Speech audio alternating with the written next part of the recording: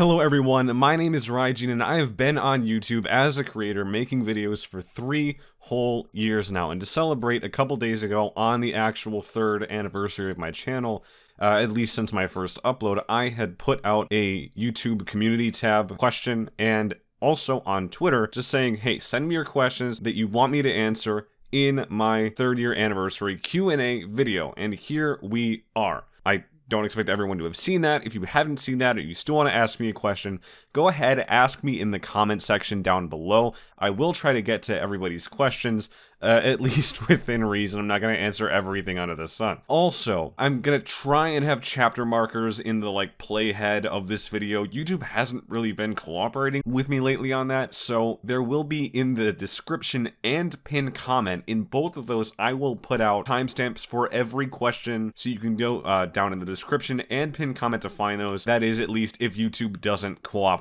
with me and it's not baked into the video itself. Hopefully it is. I'm not that confident though. But to get into the first question, this is something that a lot of people have been asking.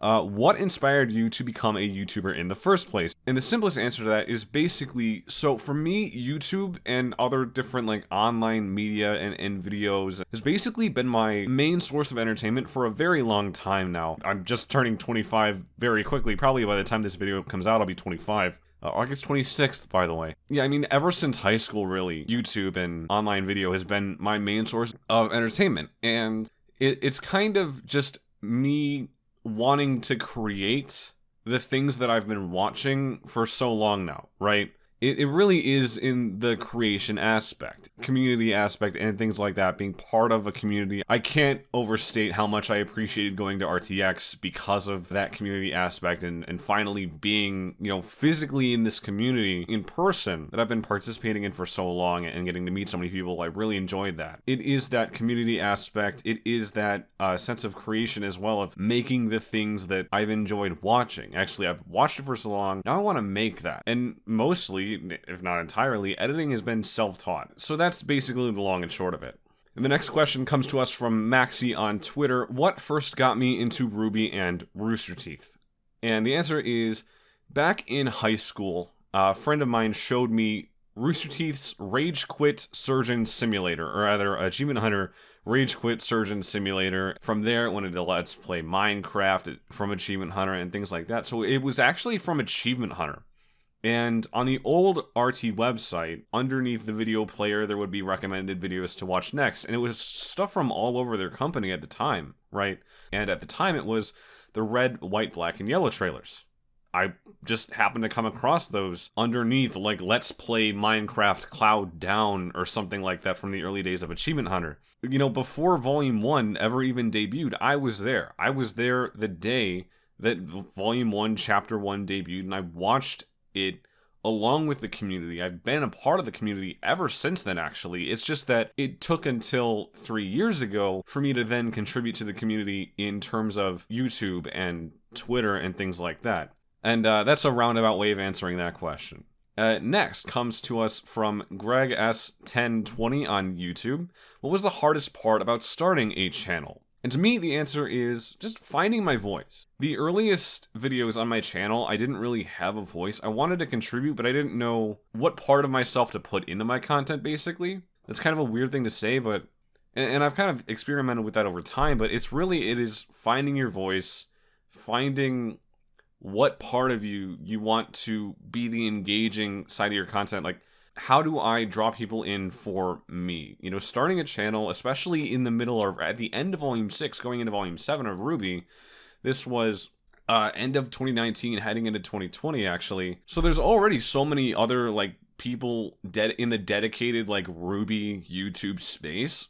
So for me, it's finding my voice to stand out to some degree. What can people come to me for that they can't just get anywhere else? Because if people can find the exact same video in other places, they're not going to come to you. They're not going to, right? They don't care about you if they can already get that somewhere else. You're not going to earn subscribers for doing stuff that people are already doing.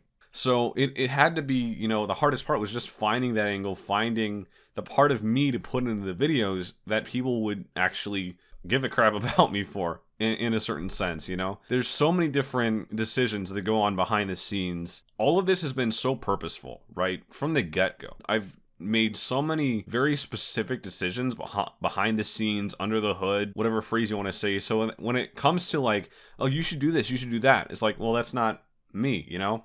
I know what I need to do.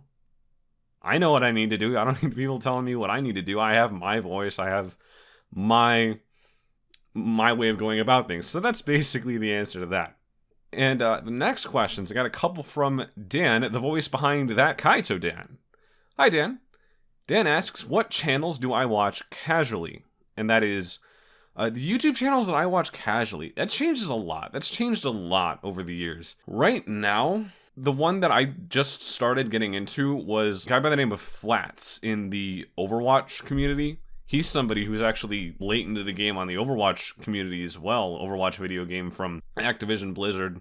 And yeah, fuck Activision, I get it. I really like the way that he, as someone who's participating at the highest level of the game, is still like a really entertaining content creator as well on top of that. So I really do value him for that, and his relationship to the game. I definitely see a lot in that. Who else do I follow? What else do I watch on YouTube? I claim it's the thing that I watch the most. What else do I watch? There's this guy named Dan, he's pretty cool. This gal named Cal, Arnold. Oh, Cylod as well, yeah. Some of you may know of them. So aside from all of them, one that I watch is Mooncake from the Achievement Hunter community. She is somebody who's done a lot of like nostalgic, classic Achievement Hunter compilations and kind of just following different Achievement Hunters over time. Hey, here's 10 years of clips of Raynar Vaz Jr. Here's 10 years of clips of Jack and Jeff and Gavin from the Achievement Hunter group. Other than that, I've really enjoyed watching those. You know, having been there since a lot of those clips and videos were first released, that's been pretty cool. She actually did a video of just like the whole story of how Jeremy Dooley lost his cat, and the cat came back, and it was this whole heartfelt story. True story, but actually hearing all the details in one place was really cool. So that's basically who I watch on YouTube. Next question from Dan is, who or what is your biggest inspiration? And let me go back. I'm gonna have to say, well, it depends, but there's this guy named Arnold, this guy named Cal. Dan's pretty cool. Cylod, to an extent, has got a lot of great ideas that he's been putting into his videos lately. I really like that. But okay, but in all seriousness though, I would have to say Arnold, Murder of Birds has probably been, if I had to say an inspiration on the YouTube channel side of things and as a creator, has been mostly the best answer I can really give for any one singular source, you know, getting the most out of it. He had this video at the start of Volume 7 where he kind of did this like channel retrospective of all of the different styles of content that he's tried out over the years, and it was really, really cool to see, you know, so succinctly of stuff that I didn't even know, like before Volume 3, him doing like gameplay videos and such too, and anime reviews, and you know, getting into RWBY and all the stuff that he's done for RWBY over time. That really genuinely made me try so much different like styles of content for myself too, like from Volume 7, end of Volume 7, that hiatus, the hiatus since Volume 8's ended as well. I've really tried to go through so many different things. You go on my channel, you find so much variety that it's kind of insane. And maybe I only tried out something for like one video, but I still did it, right? And I would have to honestly thank Arnold for that. If we're not talking about YouTube specifically, I would say my greatest inspiration just in life in general would have to be Monty Oum. Like, honestly, 100%. And this obviously does... Oh god, I'm tearing up. But this honestly, like, it really does matter to YouTube and creation itself, obviously, because Monty's an artist, Monty's this creator, not just of RWBY, but just, like, if you look at his attitude towards art and his attitude toward creation and putting oneself out there, if you're a creator, you know what he means and you're inspired to hell and back by that. Especially, the last 3 years, going back to stuff that Monty said, it's like, that resonates with me now more than ever. You can still find his old journals online, and it's kind of crazy how much I identify and empathize with so much of what he said to this day. And the last question from Dan is, what advice would you give to others looking to start or are currently doing online content? Going back to what I had said earlier is find your voice. I would say my biggest thing is find your voice what part of you can you put into what you make? What sets you apart from everything else? Like everyone else in the space that you're in? What is unique to you that nobody else can find anywhere else? If you key in on that and cultivate an audience based on that, ultimately people are going to go to you for you, and not just because you're in this one space that they like a lot of other content creators who are in that space. Because, you know, maybe they just like the thing that everyone's making content about. If it's a video game, maybe they just like the video game. If it's a show, maybe they just like the show. The more that you put of yourself into the content, and the more that your content is based or even centered around that, the more people are going to come to you for you. And suddenly, now you have an audience who's going to stick with you regardless of what it is that you're making. There was this one tweet or some online post where someone said, like, all these RWBY YouTubers, they're gonna fall off when RWBY's over. They have no idea. And it's like, well, RWBY's not gonna last forever. I know that. I know RWBY's not gonna last forever. If I'm gonna be a successful content creator, you know, you're gonna be around. If you're gonna be around for longer than the show that you're making stuff is, you need to be able to make something that's not just the show, right? You need to put more of yourself in there and cultivate an audience around that can appreciate you regardless of the content that you make. Short and sweet is just find your voice and just go based off of that. That should be, to me, that's your starting point. Next question comes from Vince, or Silod V on Twitter. Hi, Vince. Vince asks, what is your favorite and least favorite part of the video making process? I'm going to start with the least favorite. My least favorite part is this right here. I hate doing this. I do not like this. Basically, I don't like talking to a webcam when I have points to make. I don't like it. It's really hard because you need to know what you're saying and practice how to deliver it. And that's the main reason why I don't have webcam in too many of my videos, unless they're like reaction videos that need it. Is it's so much easier for me to just read a script and have an audio program running that's recording my voice, and just, you know, I can put the full performance into the script and making sure that what I record is, you know, the highest level it can be. And ultimately, like, if you have a webcam, to me, and this is kind of weird, the video gets longer. And that's hard to explain, but in a sense, what I mean is, if you're not going to do a jump cut every couple seconds, I can make the video shorter if it's just voiceover, because nobody will be able to tell if I cut too much time between like pauses or breaths between what I'm saying. And I don't want to make a video that's any longer than it has to be. I want my videos to be as short as possible. And I've done this from the get-go because like I value my viewers' time maybe more than they do sometimes. I don't want people to spend any more time watching a video than they really need to get the fullest extent of what I have to say in that video. So having this webcam in front of me and needing to make sure every video that I make that my figures are standing up and looking good. And I even adjusted the shadow for one of them so the shadow is in a good position too. And it's like, I don't want to have to do this every video. I don't want to make this every... That's just time. And that's part of why I got a green screen, right? So, like, I got this because then, you know, for some videos, and I've already recorded a lot of them, that I don't know how long that's going to be until they get on a channel, but, like, I've done gameplay videos as well that are just sitting on my computer right now, and I have that in the background because, like, then it's just me in the game, right? There's no background that I need to worry about, because that's what a webcam would mean, is like, oh, I need to make sure that this frame looks good, and I don't like doing that. It's just a lot of extra work to have a webcam, it really is, and it's not always worth it. It's not. I don't like it. So yeah, my least favorite part of the video making process is like having the webcam, having a very specific thing to say, and maybe not saying it as clearly and concisely as possible, because if I'm performing to a webcam, I'm not reading the script as I'm doing it. I'm looking at the webcam, right? So I can't, like, form my thoughts as clearly and succinctly as if I'm just reading a script where I've already packed all of the words together as tightly as they can be. That's the succinctest way I can phrase things. And then, so that's the worst favorite part. of video editing to me is the actual recording of a face cam bit.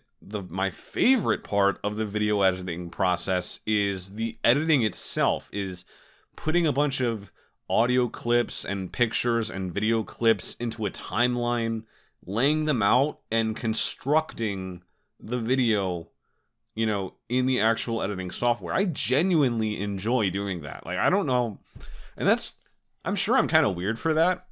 Creators can probably empathize with, like, that's not fun, and it is pretty tedious at times, but it's the ability for me to write a script, record that script in voiceover, to take the audience on a specific journey that I want them to go through in a video, and then to match clips with the audio that bring out the most in that, and then to add background music that adds to it. So really, it's just the ability to put together something that is greater than the sum of its parts and take the viewer on a specific journey that I've laid out for them. Putting that together and having it culminate, physically constructing that, is my favorite part, because that's where the sausage is made, right? Like, this video is one that I did semi-recently. This was my top 10 RWBY musical themes video. This is a half-hour long, 32 minutes, and it's made of 7-second or shorter clips, right? This takes time, and this is annoying for some, but like, for me, I genuinely, as tedious as it is, I still like doing it. I still liked making my own editing decisions in Kalaxin's Cinder backstory rewrite video. I edited that, and while she had a lot of notes and guidelines of what she wanted out of the video, and like specific editing choices that she wanted to match up with the script, like, she laid a lot of that out. Still, like, even still, like, half or over half of the editing decisions in that video were from me, right? And I genuinely enjoy really being able to take the audience on the journey through the editing that Kalaxin laid out with the voiceover that she had and the script that she had in. So that video was, like, honestly, like a joint effort of two creatives. Short and sweet. Favorite part of the video editing process, or the video making process, is the actual video editing itself. Next question comes to us from Yellow Turkey from YouTube. They ask, what is your favorite type of content to make? Is it reactions, reviews, analyses, news videos, or something else? So yeah, this is a pretty good view of what my channel is. I've done so much, right? I've done reactions, reviews, analyses, news videos, and especially as well, like, the music re-edits that I did, the reformatting of the music from Volume 8 score and Volumes 1 through 4 as well. Like, I've done so many different things. What my favorite type of content to make is, honestly, it's changed a lot over time. Back in Volume 7, which was very much, honestly, kind of the start of my channel, it was those reaction videos. Even though it took me a while to get those out, after Volume 8, it was the giant, every video is more difficult to edit than the last giant, more high production value reviews and analyses that I did then. It changes over time. I would say that my favorite type of content is whatever allows me to be creative in the way that I want to be creative in the moment. It really is just like whatever I'm kind of motivated to do. More recently, I've gotten into making news videos because, like, so for the news videos, that was kind of born out of me we were actually starting to get news. We were actually starting to see the horizon line, see the light at the end of the tunnel of, oh, we're actually starting to get RWBY content coming up here. You know, like, that's news. We have news. I wanted to make the news as accessible as it could possibly be. And I'm going to continue doing that. And I don't want to be like, I'm not motivated to make a news video, so I just won't. I don't want to be that. I'm going to stick with it, even if it's not particularly motivating for me, because I do like to inform people. I come from a journalistic background. It's very much something that I was doing before YouTube, and I want to continue on that. Especially because those are honestly my higher performing videos, because people are receptive to there finally being some form of news, which is great. So I am going to very much stick with that. To answer your question, to go back to the crux of the answer, it is my favorite type of content to make is kind of whatever I'm most motivated to do based on whatever content allows me to be creative in the way that I want to be. Next question comes from Judgmental Critter on Twitter.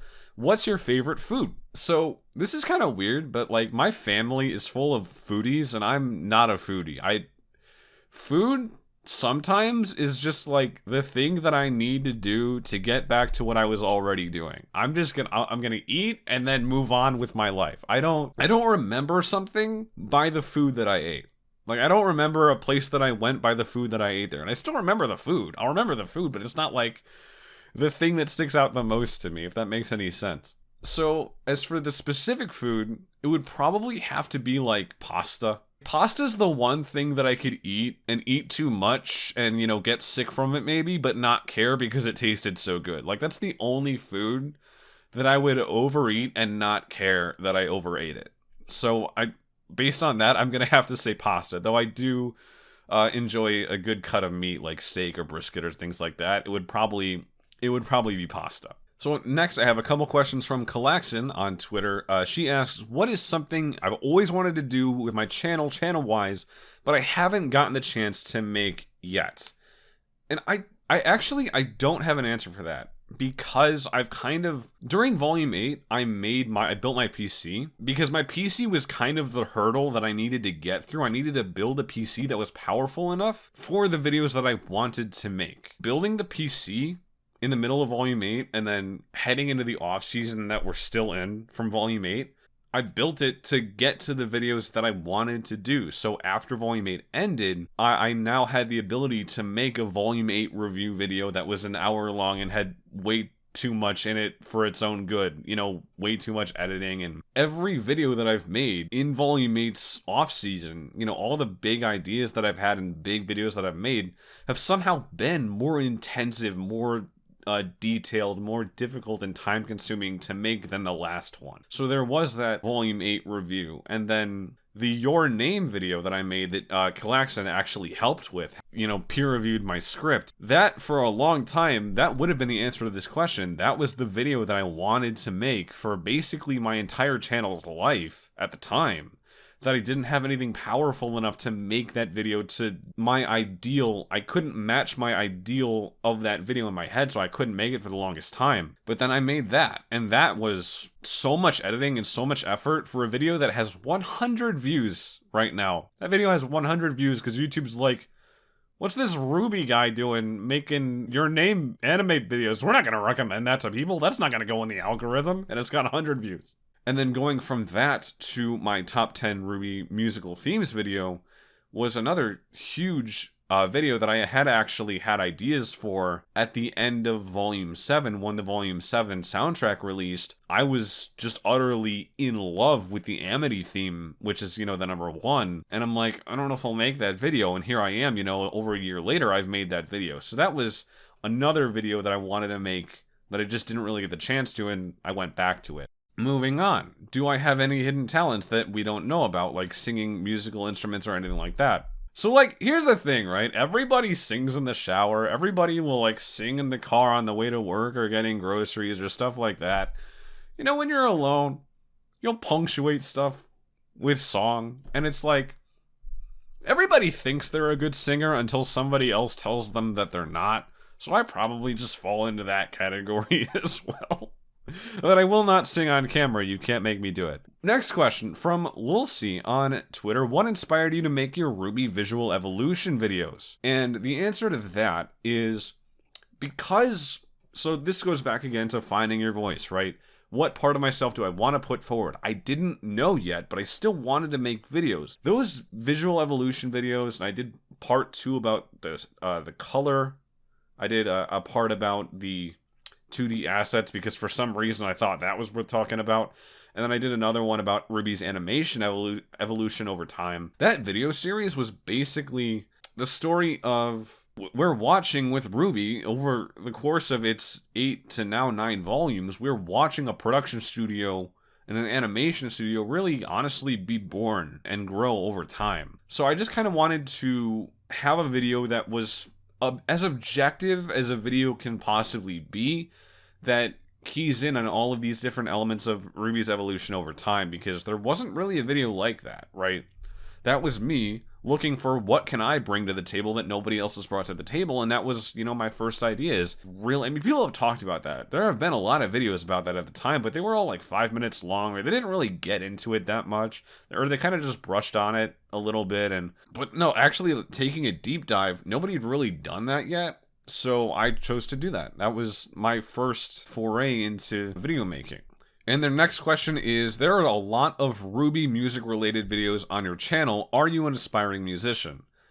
So no, I'm not really an aspiring musician. The reason why the RWBY music edits are on my channel, so those aren't, like, I didn't make those. That audio it's all from the RWBY soundtracks, the RWBY OSTs. That's volumes 1 through 4.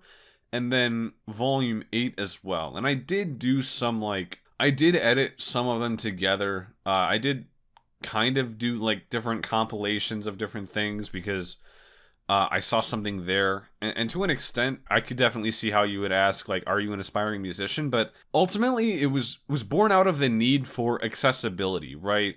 So for volumes 1 through 4 and volume 8, those soundtracks were all edited together by episode and not by, like, scene or narrative arcs or things like that. Like, volume 5, 6, and 7 have the best OSTs to me because they are edited together like that. I wanted to do that for volumes 1 through 4 and volume 8 because I know how much people like volumes 5, 6, and 7 for being edited together like that. And I wanted to make the other volumes that accessible where people can just go to one track and listen to that one part of the score and not have to deal with the rest of the episode around it. So that's the simplest answer I can really give for that. Next question comes to me from Genocide X on YouTube. They ask, do I play RWBY video games? And I had to go back and, like, list out all the different RWBY video games because there's actually been quite a few, right? So there's Grim Eclipse, there's Amity Arena, which is the phone game, there was a deck building phone game, there's Combat Ready, which is a board game, and then there's going to be Arrowfell as well, and I'm probably missing 1 or 2 for all I know, but so it all started with Grim Eclipse. I've actually never played Grim Eclipse. I might eventually, but I just never have. Amity Arena, I did play for like 30 minutes one time. All I can really say is I was put into Atlas Academy and that I just wasn't really gripped by the gameplay. I just couldn't really get sucked into it, so I moved on. I haven't played Combat Ready, but I will know Life Arrowfell when it comes out. I guarantee I'm going to spend so much time playing Arrowfell. I'm a big fan of Shantae. I've only played Half Genie Hero, but I really liked it. Eventually, I'm gonna go play more Shantae in the future. But I really, based on what I played at RTX in the exhibit hall, because they had a quick demo of the first level of the game at the very, very, very beginning, it really does play like what I recall from Shantae. Like, it really, and that's way forward, right? They're making their game. It's a Shantae game. I don't mean to be disparaging at all. I really, really did like Shantae. So even if this is like Shantae but with RWBY skins on it and RWBY visuals, I don't care. I like that. That's good. Give me it. The next question comes from Jim Weeb on Twitter. He asks, what is your favorite anime outside of RWBY? And I haven't watched that much anime over time.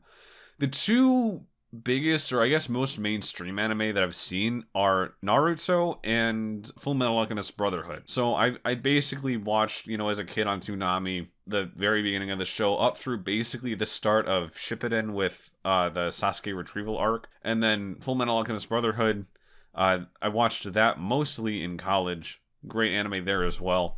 But other than that, I haven't really seen too much anime, honestly. I am watching Spy X Family now, and I'm really interested in that. I haven't gotten through all of what's out yet. I've only seen like 6 or 7 maybe episodes, and it's just great. I love it so much. It's fantastic from so many different angles. It's just such a great anime. So I would probably have to say, at the moment, Spy Family, or Spy X Family, whatever it is. I know people say like Hunter x Hunter or Hunter x Hunter, right? That would probably have to be my answer, is Spy Family. So next, I have a couple questions from Lumine on Twitter, and he asks, what games do I enjoy playing other than Genshin Impact? So if you've been following me on Twitter, you probably know that I do play Genshin Impact. I'm going to stop playing with 3.0, actually, which is kind of weird because that's like a jumping on point. A lot of people are coming back for this. Like at this point, I'm not. I'm leaving. I'm ditching because I need to start playing other games. The other games that I have been playing alongside Genshin and that I'm gonna, hopefully play a lot more of. Right now, in terms of like multiplayer games, playing with friends, I'll do Overwatch and Apex Legends. I'm trying to finish right now. I'm trying to finish Crash 4, the It's About Time game. Got a lot of problems with that game. I'm finally on like the last world of it though, with Cortex finally being like the big bad of the game. So I'm finishing that up. I've just gone back to playing Fire Emblem Three Houses. Not Three Hopes, the Muso game. Actually, Three Houses. I will eventually play the Muso game, but I'm trying to get through all of the support scenes that all the characters have. My last one is Edelgard's. So I'm kind of going back to that game. I've put 500 hours into that game, and I put it to the side, and I'm coming back to it to just get through all of the rest of the cutscenes that I haven't unlocked yet, and then I can finally say that I'm done with all of the content in that game, because it's been like truly 500 hours of content and replayability. That game it's got a lot. So my next question from Lamine is, have I thought about streaming any games? And eventually I will go back to Genshin and start streaming it. And then also finally getting to play games like Horizon Forbidden West, games like Ratchet & Clank Rift Apart. Eventually, maybe in the distant future, when I finally can say that I can put enough time to it, I do eventually want to start playing Kingdom Hearts, because I've never done that.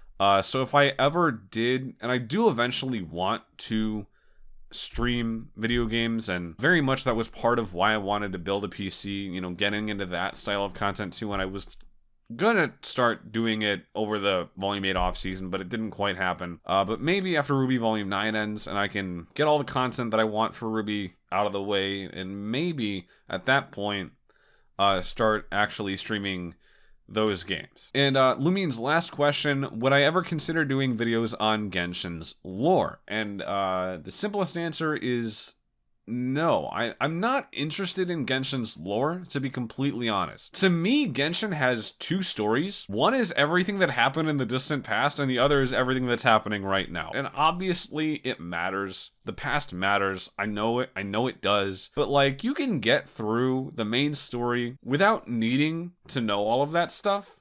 And obviously, it really does greatly enrich your experience, I know that, but like, I can do the story and then go back to that and get that later. I don't need to know that right now, right? I don't need to know it going into it. I'm not that interested in the lore. And as I was saying about Fire Emblem Three Houses, the main selling point and drawing point of like what I like to see and get and consume when I'm, playing games or watching shows and whatnot is the characters, right?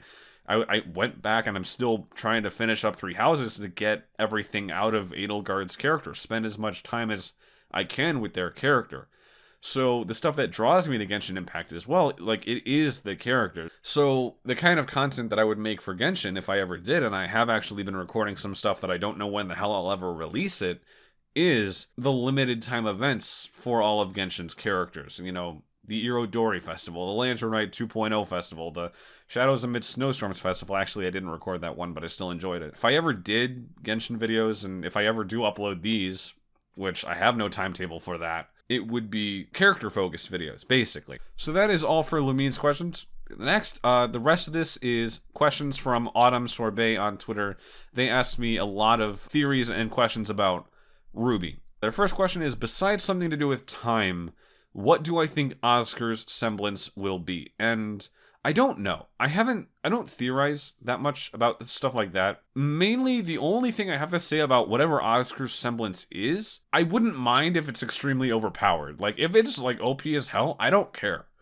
I like when RWBY goes like full magic, full beans on that. Volume 8 and now especially Volume 9, there's such a commitment to this higher level of magical fantasy. However much of that I can get, I'll take. And that's why I'm so excited for Volume 9, is because it has dipped so heavily into that, right? Next question. Do you think Cinder will be the final boss of the show? Honestly, I hope she's not. I don't want her to be, and I know that like her character arc, especially with, I like how much Volume 8 invested into Cinder. I really do. I really appreciate that.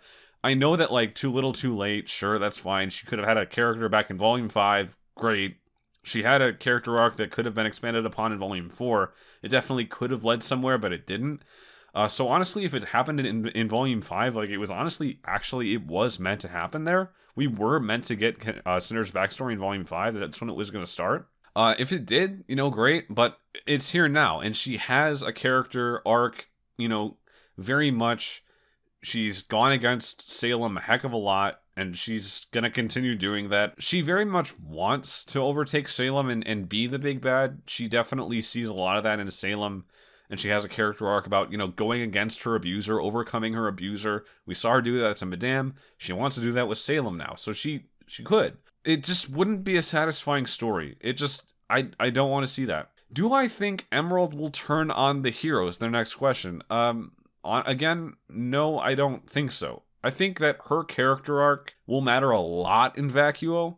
Her and Mercury's relationship and their dynamic and any scenes that they get together where they're talking or they're fighting at this point, right? That's going to matter a lot for Vacuo. I just think it would be easier to look at Emerald as being, firmly with the heroes. She's made her decision. I don't want Emerald to turn on the heroes at all, no. Do I think the sword has a password in it like the lamp? No, I think that was a one-time thing for the lamp. The staff didn't have a password, and I don't think that should be a thing with any of the other relics. And the last question, do I think that Team RWBY will be alive at the show's end? Yes, I do think that, but I will only say that for Team RWBY. I think anybody else can definitely die. Oscar, I think, for me, Oscar is the only other character that I want 100% to live, if I'm being honest, just because I want him to have his own life. God damn it, And last question, what's your game of the year? Why is it Elden Ring? Elden Ring, I can confidently say, is going to be the game of the year for 2022. I have not played it. My personal game of the year is going to be Ruby Arrowfell. Whenever that comes out, I'm going to note life that game. I'm going to 100% it. I'm going to complete it. That's going to be my game of the year whenever it does come out, because that is, currently, that is a fall 22 release date. So that's going to be my 2022 game of the year. And that is it. That is everything. Thank you, everybody, for your questions. A lot of these questions are stuff that I've been wanting to talk about for a very long time. So thank you for finally giving me an excuse to make the video about it, one way or another. And if you didn't submit a question, go ahead and ask me in the comment section down below. I will try to get to as many of them, or all of them, if I possibly can, within reason. Again, like and subscribe. I'll see you next time. I'm Raijin Rising. Have a good one. And happy 3rd anniversary on YouTube to me.